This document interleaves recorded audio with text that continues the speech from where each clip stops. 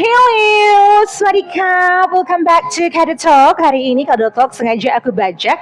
Aku adalah seorang wanita cantik yang bernama Eva Tarigens. Kenal nggak? Sih nggak kenal kan? Kenalan yuk. Hari ini rencananya sih aku akan nge-host karena aku dipaksa untuk nge-host ya. Nggak ada briefing, nggak ada apapun itu, disuruh nanya-nanya tentang seputaran karir dia yang sudah seperempat abad ini. Yes, apalagi kalau bukan Kado Chow, seorang yang mengklaim dirinya adalah seorang supermodel, tapi aku tidak pernah melihat dia berjalan di runway manapun. Tapi aku sering lihat dia minta-minta di highway. Enakan gitu ya. Ya udahlah ya, kita ngomong soalnya dia ini banyak banget sih pekerjaannya. Selain jadi model, dia juga sebagai MC, terus juga dia pernah ngajar untuk public speaking. Walaupun sebenarnya dia pun kalau ngomong enggak ya pandai-pandai kali kan sebetulnya kurasa, tapi entahlah ya. Terus dia juga seorang entrepreneur. Dia buat baju, dia buat tas, dia buat parfum, dan juga dia seorang carpenter alias tukang wak. Jadi kalian kalau butuh bangun rumah, bangun dipan, bangun sofa, yang pasti yang dia nggak bisa cuma satu, bangun rumah tangga. Langsung saja welcome Kado Chow. Ya kan kau belum bisa untuk saat ini kan gitu ya. Ini kita kedekatan nggak sih? Nggak Oh kenapa ya? tempel di sini? Aku Kenapa, pegang Mak? begini, aku kayak penyanyi. Kan kayak gini cara makainya ya nggak sih? Ketempel Gitu. ya. Oh ketempel ya? Oke. Udahlah, biar enak Dah. ngomongnya. Gimana?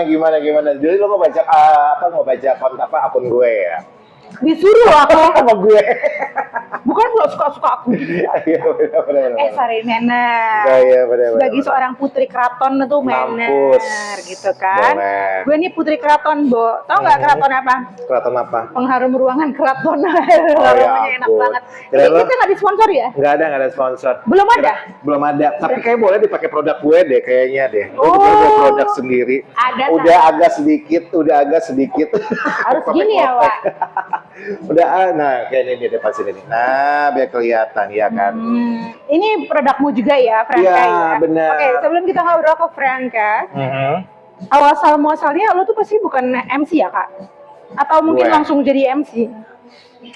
Ah, Atau ini umbi-umbian di katanya? belakang kita banget sih umbi-umbian yang kayak gini. Tuh. Terus sebenarnya apa sih awalnya? Sebenarnya gue itu dulu berhasratnya pengen banget jadi penyanyi. Pemuntah kan? Penyanyi lo, Bu. Penyanyi, karena kan dulu kan zaman SMA itu kan gue tuh aktif kayak punya band gitu kan. Sorry, lo anak band? Nah, anak band Serius? gue, Sebagai sumpah. apa? Vokalis. Wah, pantesan band yang nggak maju ya, nggak sampai ada sampai sekarang. Agak-agak aneh ya gitu deh. Coba nyanyi dong Iya. dikit. Ku hidup dengan siapa? Oke, stop. Bagus nggak Mbak? Bagus kan? Ada mbaknya di sana. Kita baca harus bilang bagus. Bo, lo gak ada konsen, jangan lo blur nanti mukanya ya. Oh iya bener. Terus. Terus, itu band lo bertahan sampai berapa lama? Ngeband itu dari kelas 2 kebetulan. SMA. Oke. Terus dan kelas 3 Bubar. nggak bubar sih. Jadi memang udah pada akhirnya memilih kuliah masing-masing. Pas kuliah kita sempat ngeband juga di beberapa kafe, kebetulan dari Blok M. Kita pernah jadi kayak band apa sih namanya tuh yang kalau kita ngisi-ngisi gitu tuh kayak Session gitu ya, ya. jam session gitulah gitu di daerah Blok M. Dulu ada namanya Rock Cafe. Oh wow. Iya, Rock Cafe. Oh, aku tahu kebetulan itu Rock Cafe. Iya, rock-rocknya kafe-kafe zaman dulu gitu deh.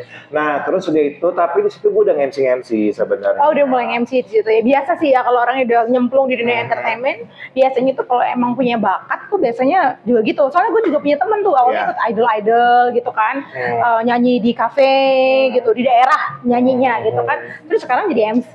Dulu di Cilegon dia, terus sekarang jadi MC. Riwi lagi. Biasa itu.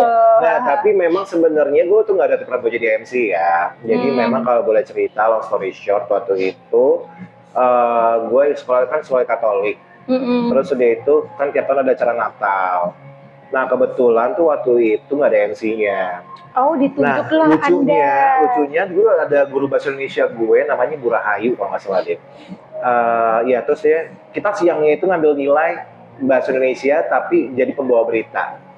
Dulu kan gue kan suka banget seputar Indonesia ya, kayak Sasa Yusra Yahya, Jesse Anwar, Harvey Yohanes, tua senior ya Bu. sungkem. Nah terus akhirnya gue pas ngambil nilai, gue bergaya ala kayak Helmi Yohanes gitu kan, yang yang pronunciation-nya tuh oke gitu. Udah oke, nah terus tiba-tiba sore-sore baru mereka kelabakan cari MC, kado aja kata gitu. Udah dong, gue sempet kayak, Bu saya kan nyanyi nanti, enggak bisa, kamu bisa sebenarnya nyanyi apa segala gitu. Terus gue bilang ini, Bu saya nggak mau, lo tau nggak ancamannya apa? Kalau kamu nggak mau, nilai bahasa kamu di rapor nggak dapat 5. Oh wow, mau nggak mau dong. Mau nggak mau, lo bilang iya bunuh diri dong. Akhirnya udah gitu kan, terus gue jadi MC.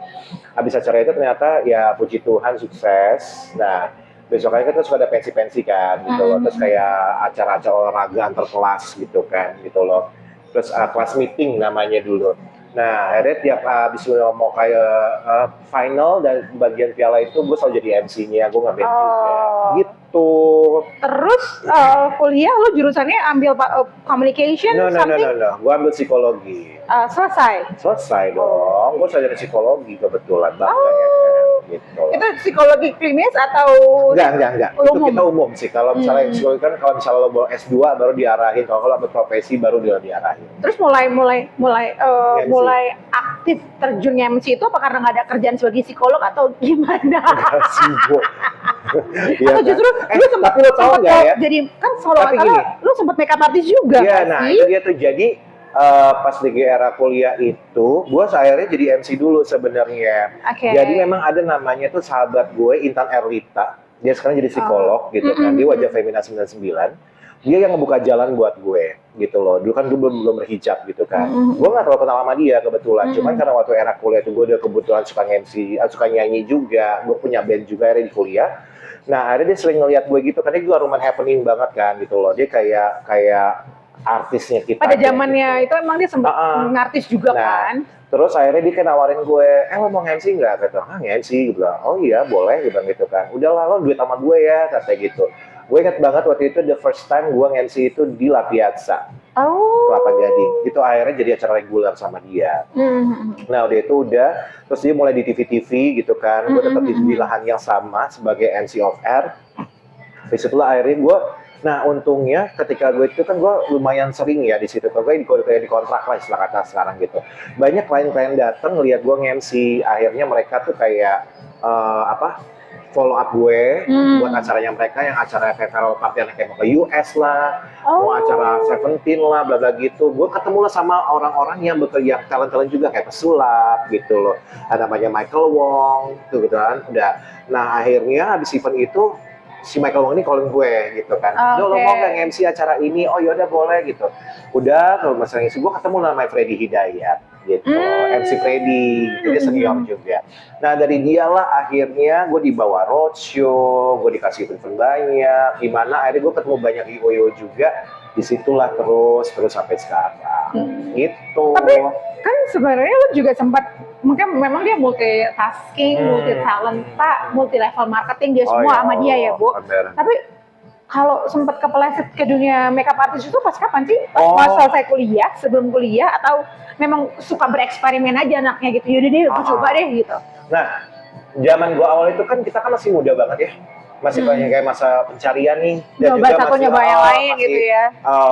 Kayak hormon tuh kayak wah pengen coba itu gitu kan. Kebetulan kan gue juga suka dunia art ya, gitu kan, dunia desain, gambar gue suka.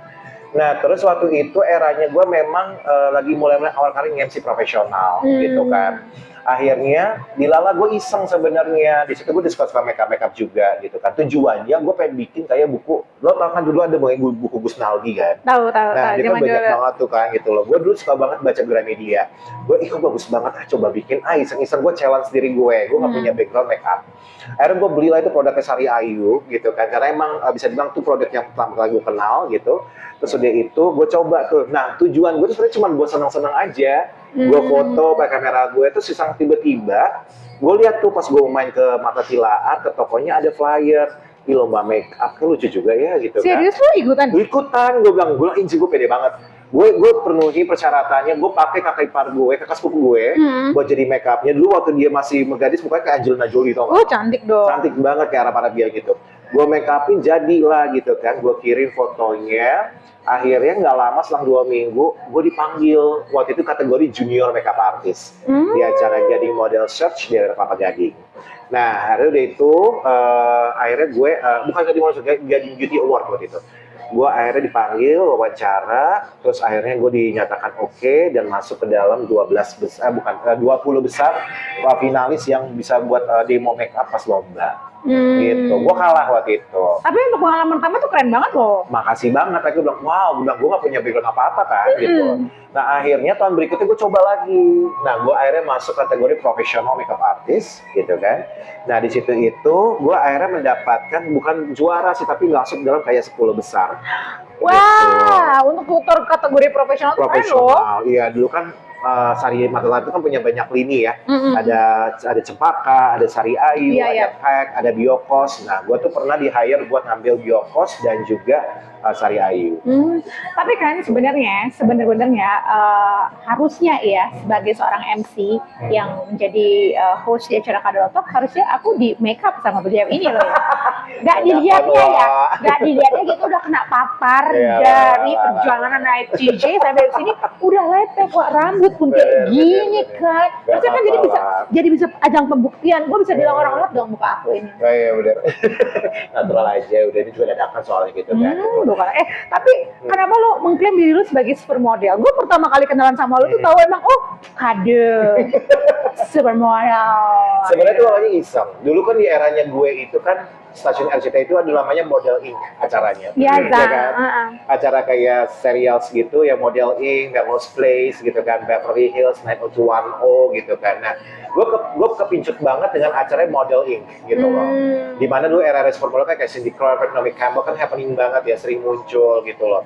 Akhirnya gue juga kayak, karena gue di dunia makeup juga, mau nggak mau gue langganan Bazaar, Cosmopolitan, Seventeen zaman dulu kan. Jadi gue melihat figur-figur itu, kok mereka tuh kayak perfect banget ya, maksudnya kayak aku gini lah ya, pose gitu. Tapi lo percaya apa enggak ya, ketika gue di dunia makeup ini, ternyata emang ada kesinambungan antara si model dengan makeup terus nyatu gitu kan, buat karakter.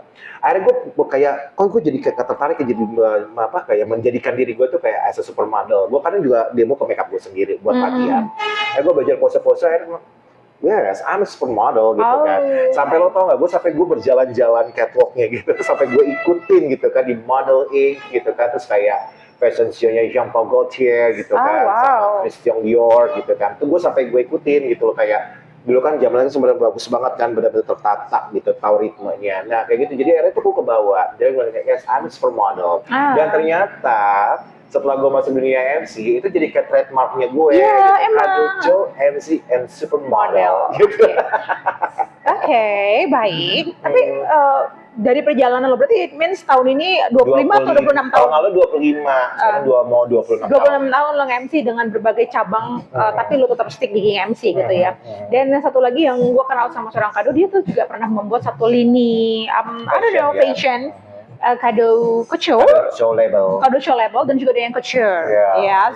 Itu memang gara-gara awal muasalnya gara-gara emang lo suka sama dunia model itu ya Kak, atau memang tangan lo ini emang nggak berhenti gerakil gitu membuat sesuatu atau gimana? Soalnya aku pernah lihat tuh tasnya lucu loh, tas lo itu yang kayak agak model, gitu yang backnya agak gede itu awalnya lo juga memang coba-coba atau memang inspired by dari dunia modeling itu juga? Sebenarnya itu gara-gara mau melengkapi dunia makeup waktu itu. Karena kan gue kadang suka eksperimen juga kan. Jadi mikir ih kalau nyewa baju sama desainer mahal ya. Padahal kan gue bisa dibilang kan dunia makeup gue itu kan belum terlalu up banget lah gitu kan.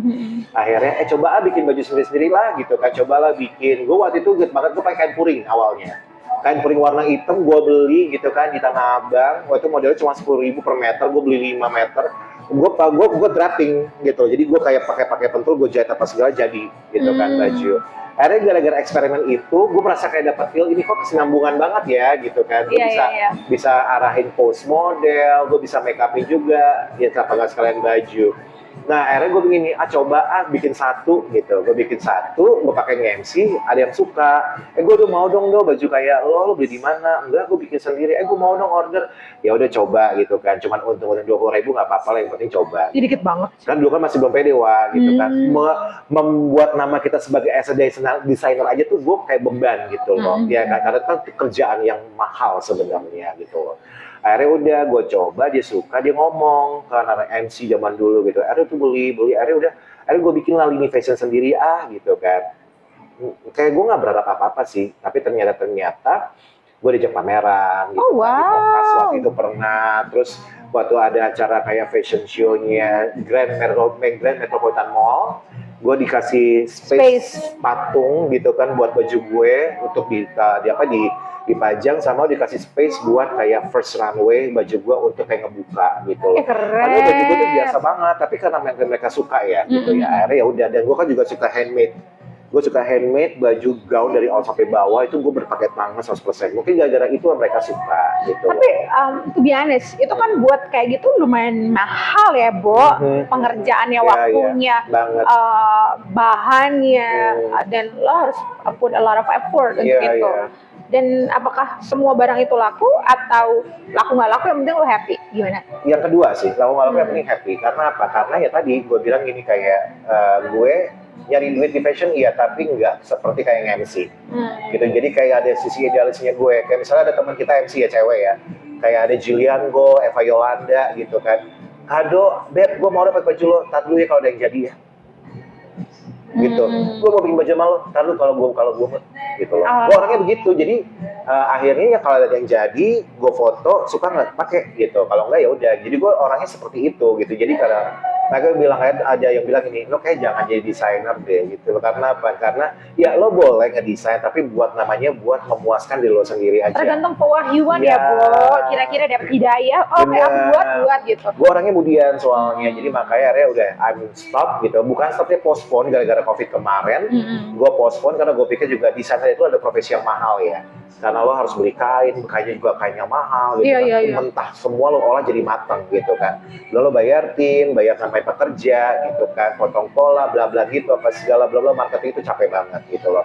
Akhirnya udah gue postpone dulu. Gue nggak tahu mungkin tahun ini atau depan ada lagi, tapi gue harus mikirin konsepnya gitu. Jadi sekarang gue mungkin lebih kepada kayak ya profesional MC dan juga kayak jadi praktisi ngajar-ngajar public speaking by appointment seperti itu. Tapi ada satu profesi lo yang menurut gue nggak bisa semua orang juga melakukannya tanpa ada background pendidikan ataupun ilmu ya sebelumnya, yaitu lini skincare. Karena menurut gue kalau baju, maksudnya gini, kalau baju lo bisa terus kayak lo kan memang cuma belajar motong. Nah kalau skincare lo harus tahu lo ngeracik ini emang ngeracik ini, kalau nggak bener rusak kulit orang, kan kayak gitu ya kan. Terus juga efek samping ke depannya, terus juga banyak sekali resiko-resiko ya gitu ya kalau. Nah, sebelum lo masuk terjun ke lini skincare, even itu skincare ataupun perfume, Franka ya namanya ya. Franka itu sebelumnya lo ada belajar dulu atau memang kayak aku memanfaatkan namaku saja, aku buat itu skincare atau gimana sih?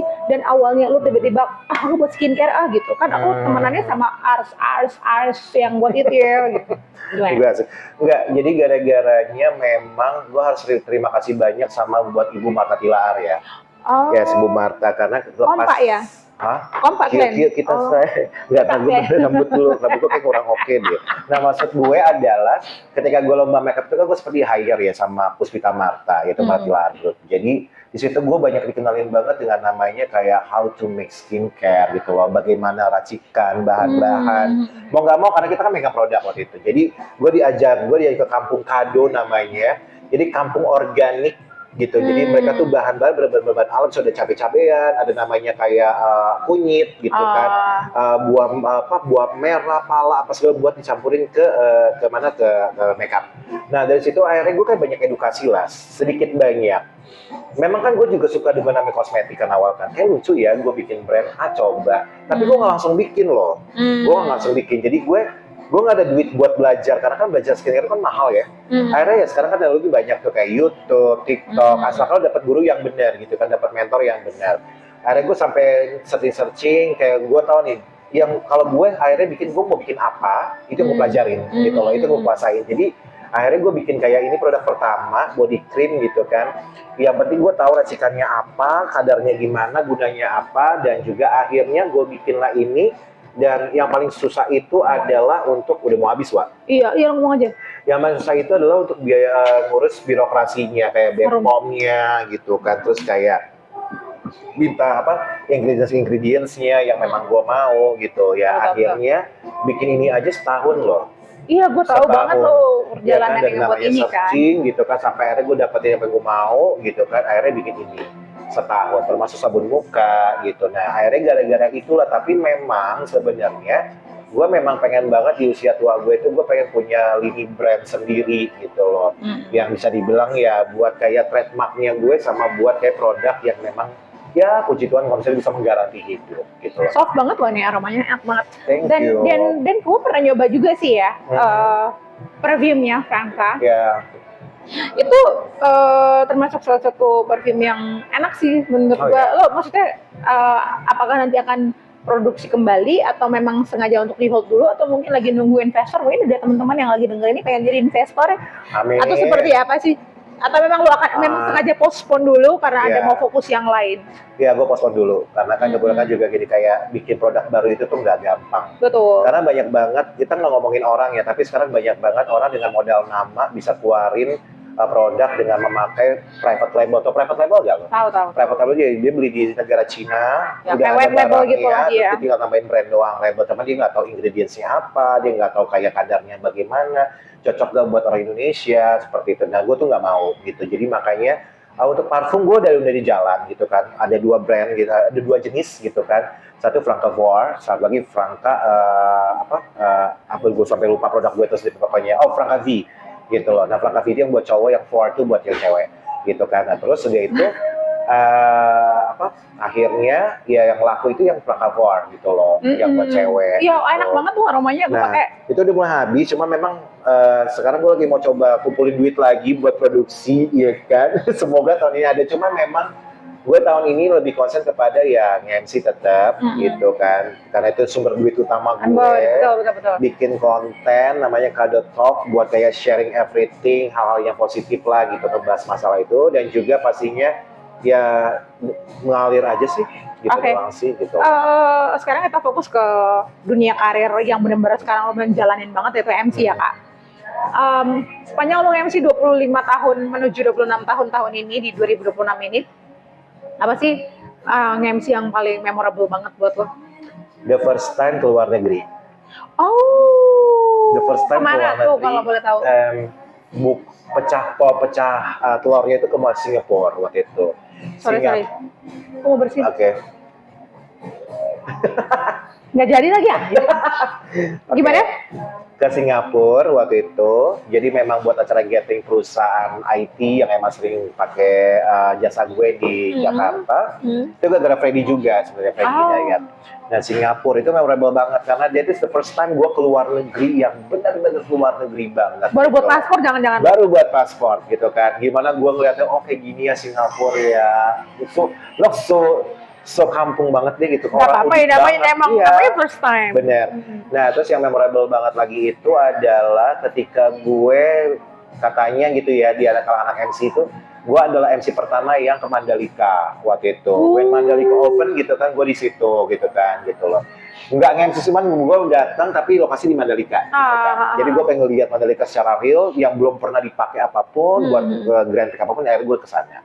Terus yang memorable juga adalah ketika gue ke Dubai waktu itu. Serena, so serius.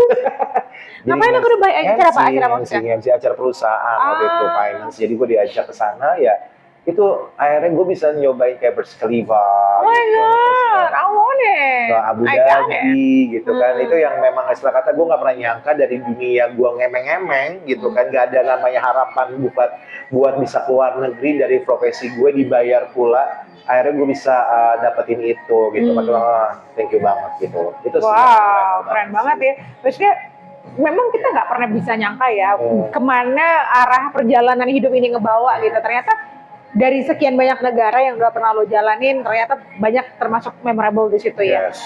Kalau boleh tahu apa aja sih yang udah pernah lo jalanin, negara-negara apa aja? Singapura, Malaysia, Thailand, Jepang, Singapura, Australia bukan? ya Jepang, Hong Kong, Dubai, Australia, Malaysia, dan nanti doain ya, doain Turki. Alhamdulillah. Amin. Iya, gue Mudah-mudahan duet. ya, mudah-mudahan Amin. ya. Katanya kalau nggak salah habis bulan puasa Lebaran gitu deh. Nah, oke. Tapi kalau di dunia MC itu kan orang tahu ya, banyak sekali yang namanya orang tuh apa ya, datang tuh silih berganti. Ya. Apalagi yang muda-muda, apalagi dengan yang newbie yang memang mereka adalah petarung sejati ya kita bilangnya. Jadi kayak tidak terlalu memikirkan harga, tidak terlalu mikir apa, yang penting mereka yuk jalan aja gitu. Siasatnya lo untuk bertahan di dunia MC yang semakin hari semakin banyak kompetitifnya itu kayak apa sih? Mungkin bisa jadi apa namanya juga ya, penyemangat juga nih untuk teman-teman MC yang udah tua-tua kayak teman saya yang masih depan. Gue juga dong. Oke, kalau gue selalu bilang gue adalah produk. Oh, oke. Gue adalah produk. Profesi gue adalah produk, dimana kalau misalnya lo bisa produk itu bisa bertahan ketika lo tahu kapan lo harus upgrade, kapan lo harus mempercantik diri lo, kapan harus menambah ingredients dalam lo, kapan lo harus tahu namanya marketing sisi lo di mana, kapan lo tahu harus namanya upgrade harga, kapan lo tahu harus namanya menempatkan produk lo tuh di posisi di mana, gitu. Itu buat gue itu MC. Dan kalau misalnya ke kerjaan gue, ya pertama gini, dari segala produk itu kan padarnya kayak gini ya, sehebat-hebatnya satu buah packaging, intinya orang akan tahu dalamnya apa isinya, gunanya buat gue apa. Nah, MC gue juga seperti itu, jadi kayak misalnya kayak gini, Kado MC gara-gara apa? Oh karena dia punya ini, dia bagusnya ini, dia itunya ini, dia cara ngomongnya ini, dia tahu nge-building acara kayak apa, dia tahu cara kayak gimana kayak apa. Jadi kayak memang akhirnya gue yang menjualnya adalah itu, selain orang ngelihat looknya gue di sosial media. Nah itu makanya jadi kalau soal harga itu pasti akan ngikutin sebenarnya, mengikuti dan juga akan bagaimana rasanya lo untuk bisa namanya tetap ada di situ ya, kinerja lo gitu kan, personal branding lo, dan juga bagaimana lo membawa produk lo sendiri lo itu untuk menjadi sampai sekarang SMC. Mungkin boleh kali ya Dok, sebelum kita ngobrol-ngobrol lebih lanjut lagi mungkin di part 2 atau di part 3 nantinya. Mungkin boleh Dok lo kasih tips ataupun saran untuk orang-orang yang mungkin baru aja mau memulai nyemplungin diri di dunia entertainment. Mungkin dia sekarang mungkin baru mau mulai, dia masih kayak bingung, gue harus kemana, gue harus ngapain, terus apa yang harus gue persiapkan diri gue gitu. Oke. Pertama nggak usah tampilan dulu, tampilan itu bisa nomor sekian gitu loh. Tampilan bisa nomor sekian. Yang paling penting adalah skill, tapi di atas skill adalah attitude sebenarnya. Exactly. You have attitude, lo skill lo akan bisa diasah, tapi attitude dari lahir dari sini gitu loh. Jadi that's why itu penting gitu loh. Lo ngomong sama siapa, lo pakai attitude. Lo ngomong sama kru pakai attitude. Karena sekali lagi, lo nggak pernah tahu kerjaan rezeki lo itu dari mana, kita nggak pernah tahu. Gue punya pengalaman, gara-gara gue pernah nge-MC, gue ngobrol sama para kru yang kita ngomong Starling, kita ngomong asik apa segala, dia kaget gue mau ngopi sama dia, and one day dia kasih nomor gue ke klien. Oh wow. Yes. Iya sih emang. Gitu. Makanya gue bilang karena attitude gitu loh. Makanya gue bilang habis itu lo skill bisa lo asah, lo bisa belajar dari mana aja gitu kan. Dan pada akhirnya ketika lo punya attitude, itu part pertama lo di personal branding lo sebagai MC. That's the point sebenarnya. Oke, kalau lo mau dapetin lebih banyak lagi informasi, lo ikutan aja kelasnya public speaking Kado ya. Nanti kita akan buka kelas public speaking. Sama Eva juga, sama Triwi juga nih. Dia juga bagus banget public speakingnya nih. Gitu. Jadi memang akhirnya sih, ya itulah yang gue bisa bertahan tuh itu sebenarnya. Kalau skill bisa dipelajari. Betul. Thank you banget lo Kado untuk ngobrol-ngobrolnya. Gue makasih banget lo. Bayar. Kopi ya. Tapi mudah-mudahan ini obrolan kita nih bukan cuma obrolan ngalor ngidul, tapi bisa juga ngasih beberapa insight untuk teman-teman yang meluangkan waktunya untuk nonton Kado Talk ini sampai beberapa puluh menit ini ya. Tapi thank you Kado, sukses terus ya. Dan jangan lupa Kado, aku tahu memang partner MC-mu banyak. Ajalah kakak sekali lagi deh ya. Masalahnya kan kakak ya, kakak perbaiki dulu CV-nya kak. Bagus CV kakak, bagus kau ya. Thank you Eva ya. Thank you banget dengan bajak saya tahu. Sampai ketemu lagi di Kado Talk berikutnya. Suika.